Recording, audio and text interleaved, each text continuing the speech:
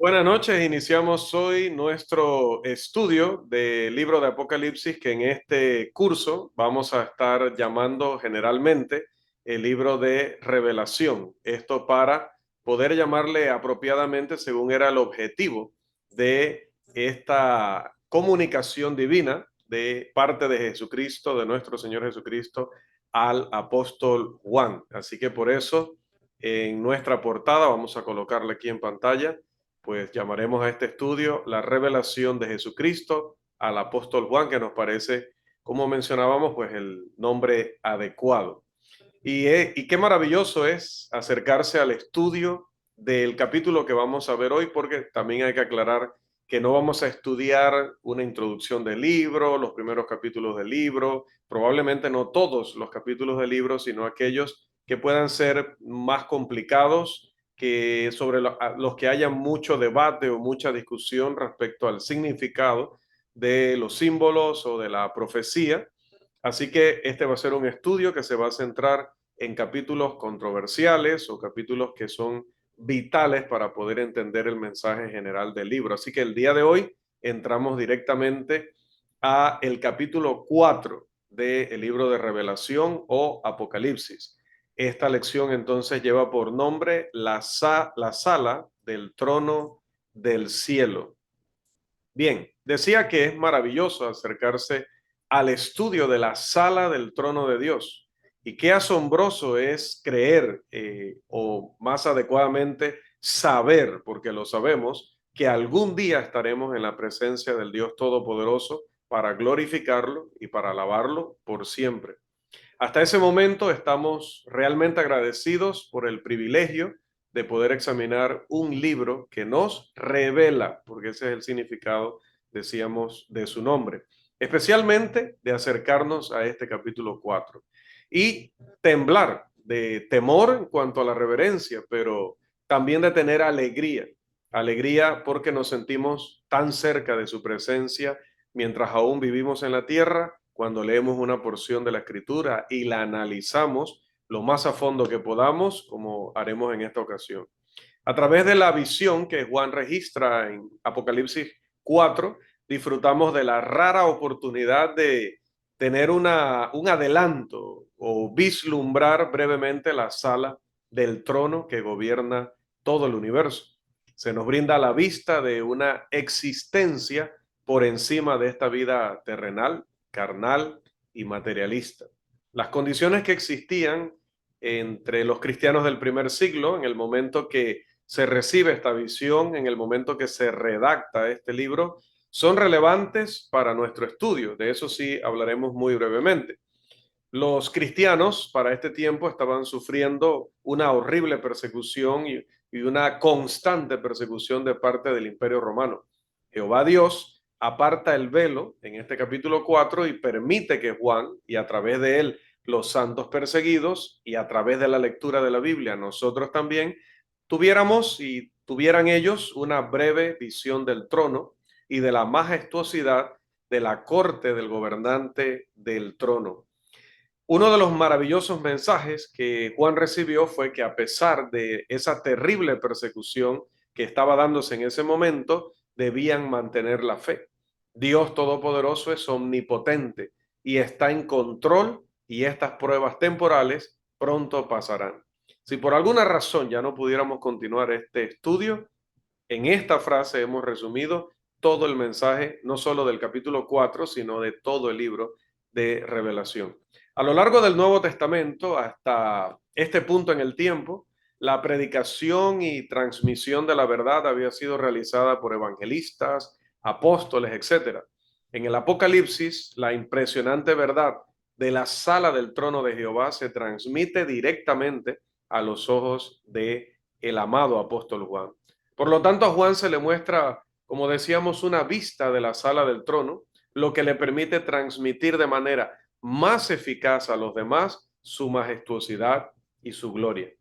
El estudio del libro de Apocalipsis o Revelación a veces es difícil de entender, a veces es difícil especificar un significado de los símbolos, de los números, de algunas expresiones, etcétera. Y nos esforzaremos en este estudio para interpretar esos pasajes difíciles a la luz de otros pasajes relacionados que sí son muy comprensibles. Sin duda alguna, el tema general, el mensaje del capítulo 4 es cristalino y es: Dios está en su trono en este momento. Tiene todo el poder, está en control de todas las cosas y es digno de toda alabanza y gloria de toda la creación. Apocalipsis 4 no es la única vez que se presenta una visión del trono de Dios. De hecho, vamos a hacer solamente una breve ilustración aquí de algo que pudo haber visto Juan, que nosotros no podemos de ninguna manera gráfica hoy colocar frente a sus ojos porque no tenemos forma de representarlo con toda la fiel precisión que requeriría, pero podemos darnos una idea, ¿verdad? Con una imagen similar a esta que va a ser más clara para nosotros a medida que vayamos desarrollando el capítulo. Leon Stancliffe, un estudioso, dice y señala acertadamente lo siguiente: Daniel vio al anciano de días presentando un reino a alguien semejante a un hijo de hombre desde su posición en un trono, porque decíamos que esta no es la primera vez que se da una visión del trono de Dios. Podemos leer de ello en Daniel 7:14. Sigue diciendo Stancliffe: Ezequiel vio una figura sobre un trono rodeada de un arco iris y seres vivientes. Se decía que esta figura tenía la semejanza de la gloria del Señor. Podemos leer Ezequiel 1:26 al 28 al respecto, que lo vamos a citar también más adelante. Isaías registró una experiencia similar cuando recibió sus deberes proféticos, allá en Isaías capítulo 6, versículos 1 en adelante. Finalmente Esteban, es decir, en el Nuevo Testamento, Esteban vio al Señor Jesucristo en el trono de Dios, como se registra en Hechos 7:56. Así que es alentador ver que como en el Antiguo y el Nuevo Testamento, como estos dos armonizan perfectamente, tan maravillosamente, complementándose entre sí, aunque fueron escritos en diferentes tierras, por diferentes tipos de escritores, a lo largo de cientos de años. La mano de Dios es evidente en todo el libro inspirado, la Santa Biblia, pero a pesar de que se utilizan muchos símbolos llamativos, la visión aquí claramente es diferente de los pasajes similares encontrados en Isaías, Ezequiel y Daniel, y es importante que hagamos esa aclaración antes de continuar. En Apocalipsis 4 leemos una descripción simbólica de Dios en su trono, reinando sobre todas las cosas. Esta no es una descripción detallada del cielo, la mansión celestial de la que habla Jesús en Juan 14, 1 al 3, el hogar final del alma por el cual trabajamos y esperamos. Es una visión del trono divino. Así que vamos a entrar al capítulo 4 y vamos a ir analizándolo texto por texto. Vamos a ver, así que vamos a tener nuestras Biblias ahí a mano y haciendo las lecturas debidas. Dividamos el texto en secciones de escritura, enumerando los objetos y personas tal como el inspirado Juan los menciona para nosotros. Si vamos al versículo 1, este dice, como vemos allí en pantalla, voy a tratar de colocarme en un lugar que no tape la lectura. Vamos a ver si aquí podemos mantenernos bien ubicados. Dice el versículo 1. Después de esto miré y aquí una puerta abierta en el cielo, y la primera voz que oí como de trompeta hablando conmigo dijo: Sube acá y yo te mostraré las cosas que sucederán después de estas. Bien, en cuanto a la expresión después de esto miré o después de esto, se refiere simplemente a las visiones de los capítulos anteriores y a la recepción de las 7 cartas, pues que no estamos tomando en cuenta en este curso, por el momento por lo menos, pero que creo que todos conocemos, ¿verdad? Juan miró y vio una puerta abierta hacia el magnífico trono en el cielo. La puerta abierta da a entender que se está presentando una gran oportunidad para el hombre en ese momento, representado en la persona de Juan. Muchas veces cantamos esas palabras sobresalientes y alentadoras que adquieren un mayor significado a la luz de un estudio como el que estamos teniendo esta noche. Himnos como Los cantantes de Dios, Meditar, Yo allí viviré, etc. Juan escuchó una voz como de trompeta que decía: Sube acá. La voz se considera generalmente como la voz de nuestro Señor Jesucristo. En el primer capítulo, Juan dijo que oyó una gran voz como de trompeta, 1:10 de Apocalipsis, que era la de Cristo. De hecho, el versículo 18 del capítulo 1 confirma que era la voz del Señor Jesucristo. Los defensores de la teoría de el milenio, el supuesto futuro milenio, afirman falsamente que esta frase sube acá se refiere a la iglesia, que allí hay aquello que ellos llaman el arrebatamiento o el rapto, y que luego de eso entonces viene los años estos de tribulación y luego aquel milenio, ¿no? Que la iglesia no se menciona en Apocalipsis desde el capítulo 4 hasta el 19, porque supuestamente la iglesia ha sido arrebatada. Esa idea es de los hombres, no de Dios Todopoderoso. Esta doctrina está en oposición directa a la doctrina apostólica. Por ejemplo, por mencionar solo un ejemplo, lo que enseña Pablo en Primera de Tesalonicenses 4, 13 al 18, que para nada apoya esta teoría, en la que no vamos a entrar hoy porque definitivamente no está enseñada en el capítulo como para que tengamos que explicarla. A Juan se le dijo que aprendería de las cosas que sucederían después, cosas que ocurrirían en un tiempo posterior. Entre las muchas verdades que aprendemos en el Apocalipsis, destacamos especialmente, en vista de esta referencia, la segunda venida de Cristo y el juicio final de los vivos y los muertos. Vamos al versículo 2. Dice el texto: y al instante yo estaba en el Espíritu, y he aquí un trono establecido en el cielo, y en el trono uno sentado. Juan estaba en el Espíritu. Veía las cosas a través del ámbito espiritual de la inspiración. Nos referimos brevemente a Apocalipsis 1:10, cuando este mismo apóstol dijo: yo estaba en el Espíritu en el día del Señor y oí detrás de mí una gran voz. Mientras Juan contempla el trono establecido en el cielo, comprende que es mediante el poder del Espíritu de Dios que puede recibir esta información. No habría estado disponible para él sin la intervención sobrenatural del Espíritu Santo. Juan dice que vio un trono establecido en el cielo y en ese trono vio a uno sentado. Es interesante que la palabra trono se encuentra en 19 de los 22 capítulos del libro de Revelación o Apocalipsis. Todos, excepto en los capítulos 2, 8 y 9. Se encuentra más de 40 veces en el libro y casi 2 docenas de veces solo en los capítulos 4 y 5. El trono de Dios, el asiento de autoridad, el centro del control del universo, como vamos a verlo luego en los versículos 8 y 9, el verdadero trono simboliza la completa soberanía de Dios sobre su creación. Podemos leer de este mismo aspecto en los profetas que ya habíamos citado, Isaías 6:1 y Ezequiel 1:26, por ejemplo. El trono era un trono establecido, lo que implica que no estaba allí solo por la visión, como cuando los hombres ponen una tarima para un show, no, o que solamente había sido puesto para la visión de Juan. Era un trono que estaba firmemente allí, que estaba ya determinado y establecido. Es el trono del cielo, como también habla el Salmo 103:19 y 119, verso 89. También recordemos las palabras de promesa y aliento de nuestro Señor dirigidas a la iglesia de la Odisea en relación con el trono. En Apocalipsis 3:21 él dice: al que venciere le daré que se siente conmigo en mi trono, así como yo he vencido y me he sentado con mi Padre en su trono. Un día estaremos con todos los fieles de todas las épocas alrededor del trono de Dios. Versículos 2, la segunda parte del versículo 2 y el versículo 3. Dice: y en el trono uno sentado, y el aspecto del que estaba sentado era semejante a piedra de jaspe y de cornalina, y había alrededor del trono un arco iris, semejante en aspecto a la esmeralda.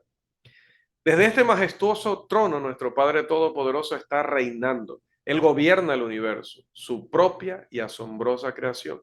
Nunca ha habido un momento en el que Él no estuviera completamente a cargo de la situación. Observe algunos elementos que se mencionan en Apocalipsis que nuestro Padre hace o representa. Primero, Él reina como el Supremo. 11:17 y 19:6 así lo atestiguan. Es el Rey de los siglos, como dice el 15:3. Todo esto dentro de el libro de Revelación. Ejecuta juicio, capítulo 16, versículo 7. Contra las fuerzas del mal, capítulo 16, versículo 14. Y derrama su ira a través de su Hijo, capítulo 19, versículo 15. Dios no es descrito teniendo forma humana en todo el libro de Revelación o Apocalipsis. Ningún escritor divino intenta describir a Dios personalmente. Dios es espíritu. Recuerde Juan capítulo 4, versículo 24. Juan habla de la semejanza de Dios en comparación con piedras preciosas. Retroceda hasta el relato que se encuentra en Ezequiel 1, 26 y 28 y observe las similitudes. Le decía que íbamos a compartir esa lectura. Vamos a ubicarnos ahora de este otro lado. Creo que aquí estamos mejor. Bien, no sé, mi hermano, si deseas hacer la lectura allí para que... Y sobre la expansión que había sobre sus cabezas, se veía la figura de un trono que parecía de piedra de zafiro. Y sobre la figura del trono había una semejanza que parecía de hombre sentado sobre él. Y vi apariencia como de bronce refulgente, como apariencia de fuego dentro de ella en derredor, desde el aspecto de sus lomos para arriba y desde sus lomos para abajo. Vi que, vi que parecía como fuego y que tenía resplandor alrededor, como parece el arco iris que está en las nubes el día que llueve. Así era el parecer del resplandor alrededor. Esta fue la visión de la semejanza de la gloria de Jehová. Y cuando yo la vi, me postré sobre mi rostro y oí la voz de uno que hablaba. Excelente. Bien, muchos han cuestionado y discutido sobre los símbolos que se encuentran aquí y su significado. Y debemos decir con total honestidad, siendo honestos y siendo serios con el estudio de la Biblia, que aquí hay posibilidades probables o factibles respecto a los significados. Y esto pasa mucho en el libro de Apocalipsis. Es importante que sepamos esto. El libro tiene cosas que son evidentes, tiene cosas que no son tan evidentes y tiene cosas que probablemente de ninguna manera las vamos a entender. Y esto no solamente pasa en Apocalipsis, pasará en algunos otros libros donde se mencionan asuntos que Dios no tenía la intención de revelarnos específicamente.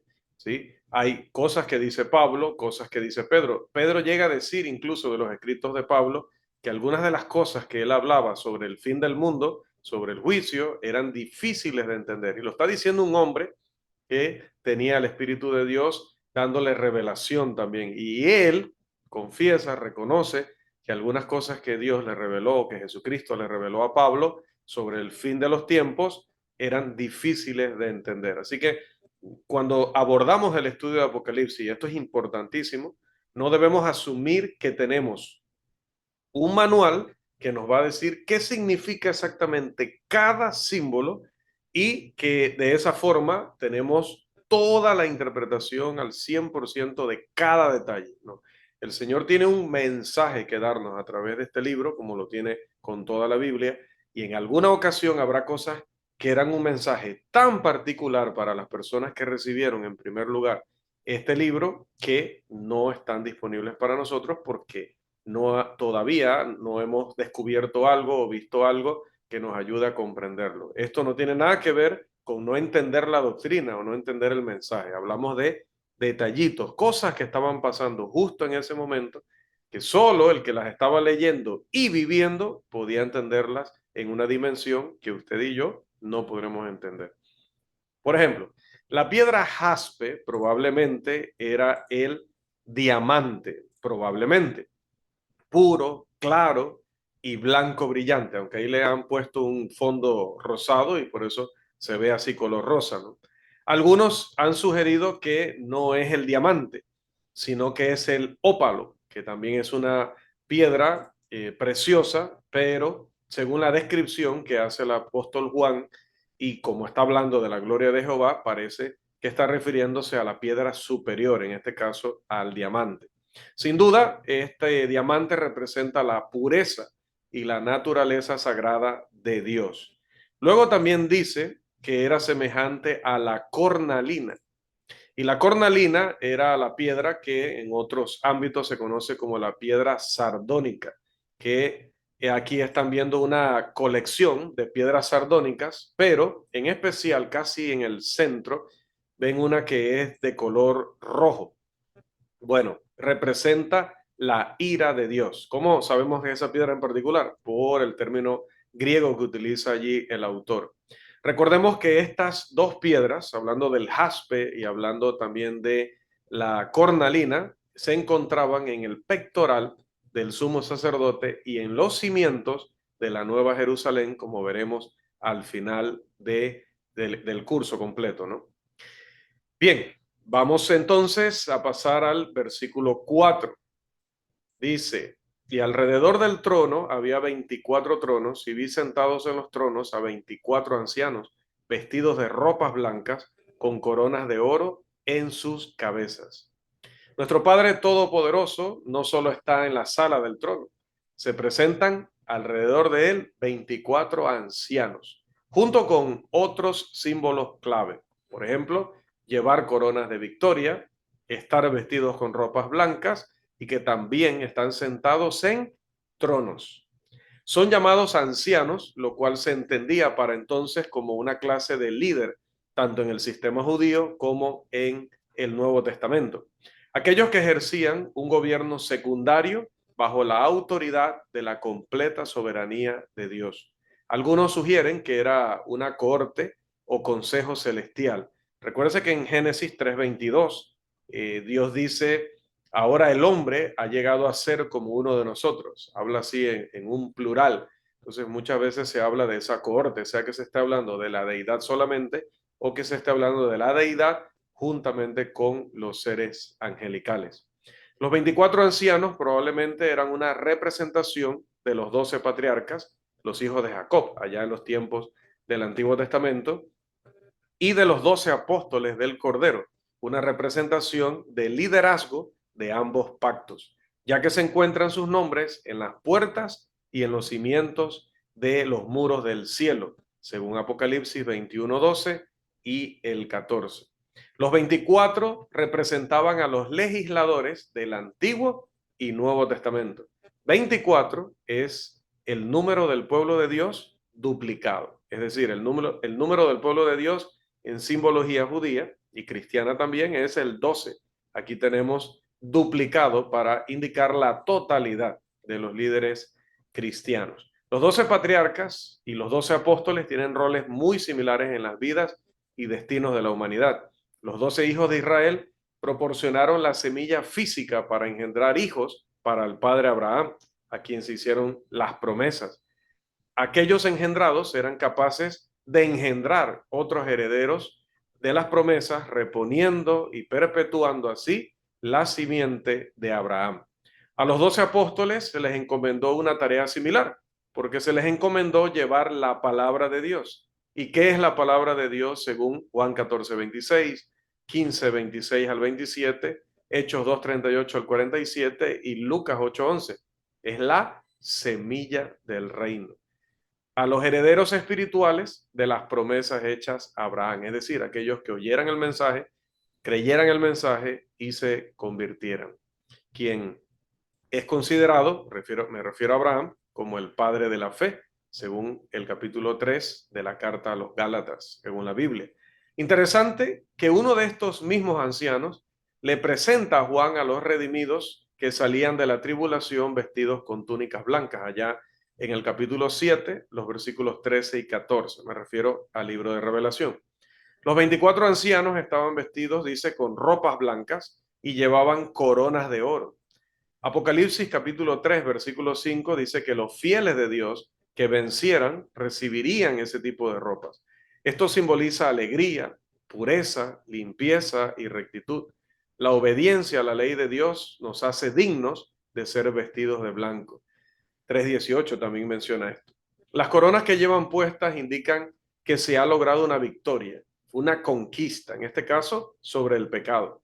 También observamos que a los fieles se les promete una corona de vida y una corona de justicia en textos como 2 de Timoteo 4:8 y Apocalipsis 2:10. Las coronas también representan un concepto interesante e importante en el reino de Cristo, y es el de la autoridad. Pasemos entonces al versículo 5, la primera parte de este. Dice, y del trono salían relámpagos y truenos y voces. Los relámpagos, el trueno y las voces son símbolos de la majestuosidad y el poder impresionante del Todopoderoso Jehová. Recordamos esto allá en Éxodo 19:16, lo impresionante del poder de Dios manifestado para dar a entender a su pueblo con quién están tratando. Estos simplemente anuncian la presencia de Dios como allá en el Sinaí. Sabemos cómo un solo trueno puede cautivar y humillar por completo a los que consideramos fuertes y poderosos. Estos elementos también estuvieron presentes cuando el Señor ejecutó juicio sobre los impíos. Podemos leer de ello en el Salmo 18, versos 13 y 14. Cuando se dio la ley de Moisés en el monte Sinaí, también el trueno acompañó la entrega. La naturaleza de las voces no está definida, pero podemos concluir sin temor a equivocarnos: Dios, el gobernante del universo, está sentado en el trono. Tiene todo el derecho de esperar y exigir nuestra completa lealtad y obediencia. Las voces, junto con los relámpagos y los truenos, ciertamente deben captar toda la atención y el pleno respeto de todos. Vamos a la segunda parte del versículo 5. Dice este texto, y delante del trono ardían 7 lámparas de fuego, las cuales son los 7 espíritus de Dios. Juan vio 7 lámparas de fuego delante del trono. Las 7 lámparas y los 7 espíritus también se mencionan en Apocalipsis 1:4, en el 3:1 y en el 5:6. Se han expresado diversas opiniones acerca de qué son las 7 lámparas ardientes. Probablemente la mejor elección de una traducción para la palabra griega allí es antorcha en lugar de lámpara. Ese término se utiliza en Juan 18:3 y se traduce antorchas. 7 es el número sagrado completo, como todos bien sabemos. Esto podría representar al Espíritu de Dios como una totalidad para implicar su perfección o significar su perfección. Vemos en este pasaje entonces la disposición del Espíritu Santo para cumplir su papel en el cuidado providencial de Dios hacia su pueblo y ejecutar los deseos del Padre Celestial. Vamos entonces al siguiente versículo, versículo 6, primera parte. Esta porción de la Escritura dice, y delante del trono había como un mar de vidrio semejante al cristal. Y aquí entramos a lo que advertía hace unos minutos atrás, de que en algunos puntos, momentos, expresiones del libro, quizá llegaremos a un momento y a una situación en la que no podemos estar seguros, no vamos a poder estar seguros del significado, pero podemos deducir cosas importantes de la figura. Aquí esta porción de las Escrituras ilustra un evento ocasional en el Apocalipsis. No se encuentra suficiente evidencia en el resto de la Escritura que nos permita afirmar con rotundidad lo que representa el mar de vidrio semejante al cristal. Los más estudiosos, muchos hermanos competentes y muy bien preparados que han estudiado y han escrito sobre el Apocalipsis, pues tienen diferentes explicaciones y no todos se ponen de acuerdo. Un mar de vidrio semejante al cristal sí refleja y realza aún más la escena que Juan presenció. Aquí tengo una ilustración que han por allí publicado algunos hermanos, pero otra vez, ¿no? Todo lo que pongamos aquí va a ser, a excepción de que sean fotos reales, pues simplemente son maneras de ilustrar, tratar de hacernos una idea para ayudarnos en la comprensión del texto, ¿no? Así que un mar de vidrio como este que tenemos en pantalla refleja y realza aún más la escena que Juan presenció.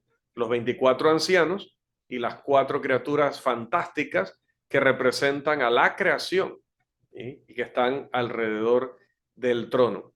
El mar de vidrio mezclado con fuego también se encuentra en el capítulo 15, perdón, versículo 2. La palabra cristal allí también se puede traducir como hielo. Así que esto también es sumamente importante. Allí adelanté un poco porque no estaba seguro si había incluido en la presentación el capítulo 15, versículo 2, pero ya voy a buscarlo aquí para poder citarlo y que veamos lo que dice el mismo libro, porque no hay mejor intérprete que la Biblia misma. Apocalipsis 15:2 dice, vi también como un mar de vidrio mezclado con fuego, y a los que habían alcanzado la victoria sobre la bestia y su imagen, y su marca y el número de su nombre, en pie sobre el mar de vidrio con las arpas de Dios. Así que, ¿qué podemos entender de aquí? Pues la semejanza de un mar de vidrio sugiere un símbolo de la infinita distancia entre el Creador y sus criaturas, el creyente y el gobernante. Pero cuando vamos a pasajes como Primera de Pedro 4:12 y Primera de Corintios 3:15, donde tanto el apóstol Pedro como el apóstol Pablo hablan del fuego, del término fuego, entendemos que puede referirse a que este mar de vidrio mezclado con fuego, como lo menciona Apocalipsis 15:2, es precisamente ese proceso que tenemos que pasar los cristianos para poder purificarnos, para poder mostrar que somos verdaderamente vencedores. Por eso entonces luego las coronas de victoria. Cuando el primer cielo y la primera tierra pasen, dice que el mar ya no existirá más, Apocalipsis 21:1, lo cual implica que ya habrá terminado nuestro periodo de prueba, ya habrá terminado la tribulación, ya habrá terminado la tentación y todo aquello que tenemos que experimentar en nuestra lucha en el cristianismo. Así que la probabilidad, creo, más cercana es que el mar al que se hace referencia en este momento represente a la masa de redimidos, a la masa a la masa de situaciones que los redimidos tienen que vivir, que tienen que sobrepasar, sobre las que tienen que vencer para poder entonces ser premiados o recibir aquello que Dios les ha prometido. Cuatro de las 26 referencias en el Apocalipsis a la palabra mar se refiere generalmente a naciones, lenguas, a masas o multitudes. Pero ya digo, en este contexto parece más adecuado hablar de todo lo que tienen que pasar los cristianos para alcanzar ese nivel de ya ser premiados, de ya decir hemos sido victoriosos sobre todo lo demás. Semejante al cristal, refleja una calma que es una excelente representación de las condiciones bajo el control de Dios, cuando ya alcancemos esa armonía completa. Siervos que nada más están allí para servirle, toda la creación alabándolo y glorificándolo, lo cual no está pasando ahorita, mientras que estamos en este periodo de prueba y de sufrimiento y de tentaciones y todo lo demás. El pecado perturba e interrumpe la calma, la armonía y la paz tranquila que Dios quiere que tengamos. Por eso que tenemos que pasar todas estas cosas para poder estar por encima de ese mar de vidrio. La fidelidad a Jehová es andar en la luz, como dice Primera de Juan 1:7 y el resto de versículos en ese capítulo, y perseverar hasta el final resultará en la victoria de todas las victorias. Y ese debe ser el mensaje del mar de vidrio mezclado con fuego de esta sección. Vamos entonces a la segunda parte o la parte B del versículo 6 y hasta la primera parte del versículo 8. Ahí, hermano, si gustas leer también. Y dice, y junto al trono y alrededor del trono, cuatro seres vivientes llenos de ojos delante y detrás. El primer ser viviente era semejante a un león, el segundo era semejante a un becerro, el tercero tenía rostro como de hombre y el cuarto era semejante a un águila volando. Y los cuatro seres vivientes tenían cada uno 6 alas y alrededor por dentro estaban llenos de ojos. Excelente, gracias. Las criaturas de Apocalipsis 4 o seres vivientes, como dice nuestra versión Reina Valera del 60, y las criaturas de Ezequiel 1:10 e Isaías 6 son muy similares. Las criaturas vivientes o seres vivientes de Juan son adaptaciones de las de Ezequiel. En Ezequiel encontramos más detalles. De hecho, es bueno apuntar los textos, Ezequiel 1:10 en adelante, Isaías capítulo 6, para poder revisar luego esas lecturas. Cada una de las cuatro criaturas representan algún atributo asociado con Dios. El león representa la fuerza, porque es la bestia suprema. El becerro o buey, como le llamamos creo que acá en Latinoamérica, representa el servicio. El hombre representa la inteligencia porque es supremo entre todas las criaturas de Dios. Y el águila voladora representa la rapidez, la presteza. Por lo tanto, Dios tiene a su disposición representantes de toda característica necesaria para cumplir su voluntad. Por eso explicaba en otra lección y en otro curso que cuando hablamos de Dios todopoderoso tenemos que creer lo que estamos declarando, lo que estamos diciendo. Si Él es todopoderoso, no debemos estar hoy pensando que ojalá Dios hiciera milagros para poder tener esto y para poder tener aquello, para que me sanara de este mal que tengo. No, porque Dios tiene todo poder y lo milagroso, lo sobrenatural, solo ha sido una manera en la que Dios se ha manifestado a través de la historia de la humanidad. Pero esa es una manera y Él tiene todas las maneras. Así que cuando le oramos a Dios, cuando le pedimos a Dios, podemos dejar con confianza esa petición en sus manos porque Él tiene todas las maneras posibles, Él tiene todos los recursos posibles y no necesita de hacer algo sobrenatural o hacer un milagro en nuestros días para poder responder a nuestras peticiones. Nos recuerda aquel himno popular, Dios tiene todo el mundo en sus manos, que no sé si lo conocemos, pero en realidad es muy popular. Si no lo conocemos, entonces el problema lo tenemos nosotros porque el himno es muy popular. A esa palabra decimos, amén, Dios tiene todo el mundo en sus manos. Ahora, exactamente quiénes son las criaturas y qué representan, otra vez, no lo podemos afirmar con certeza. Son mencionadas 20 veces a lo largo del libro de Apocalipsis.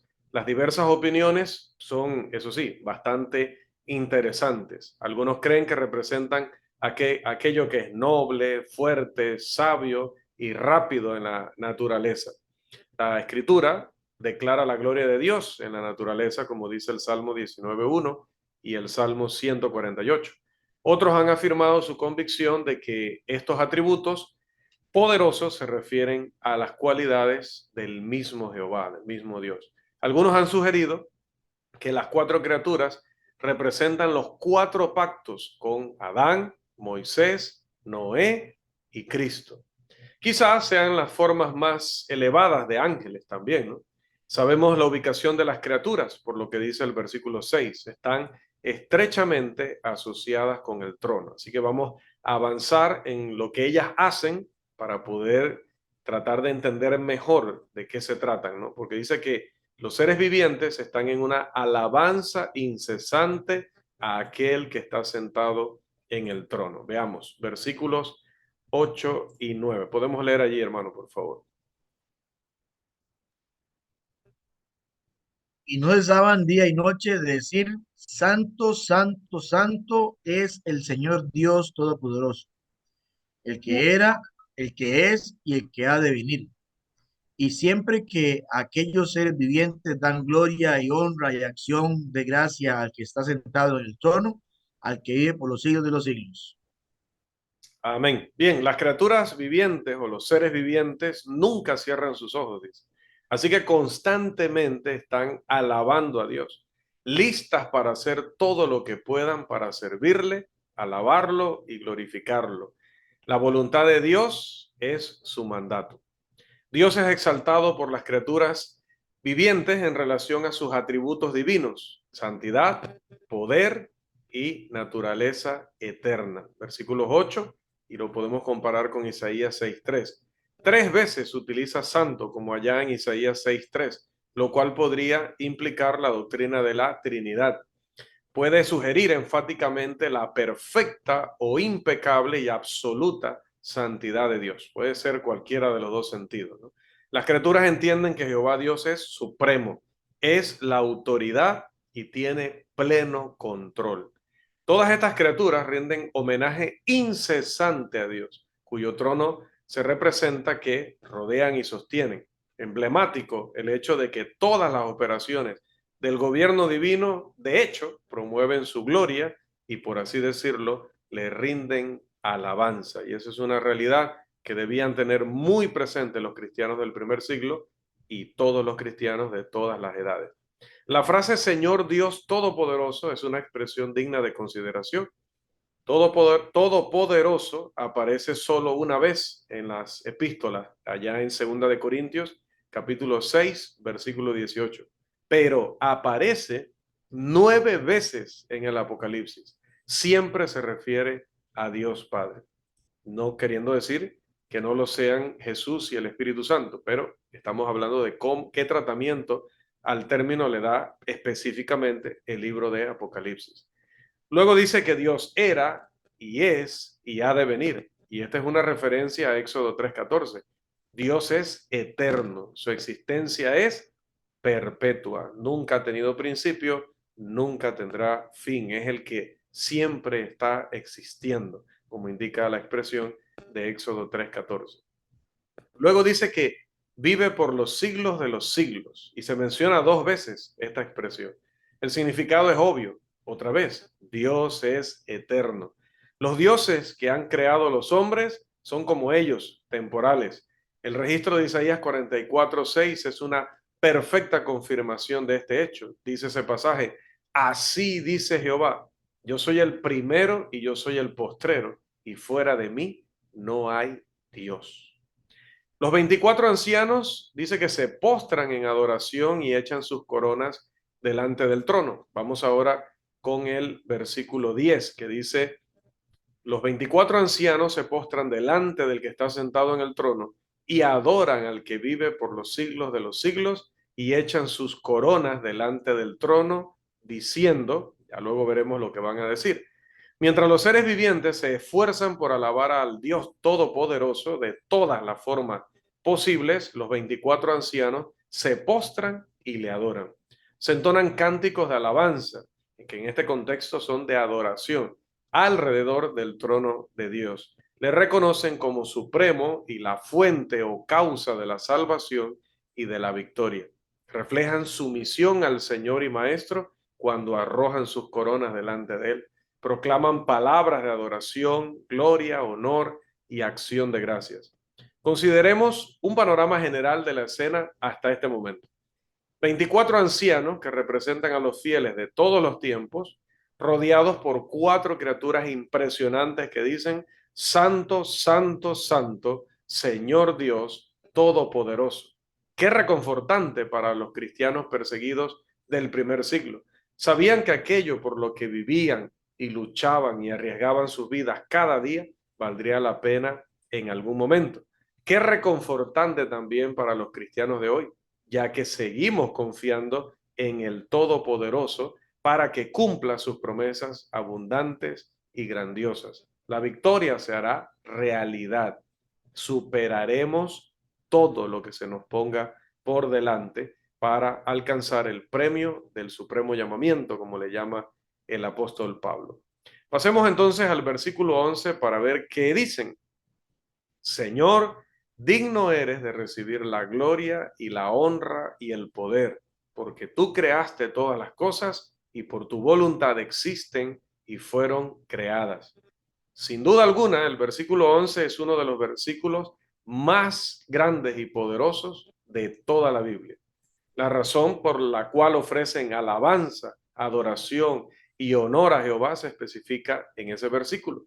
Él es el creador.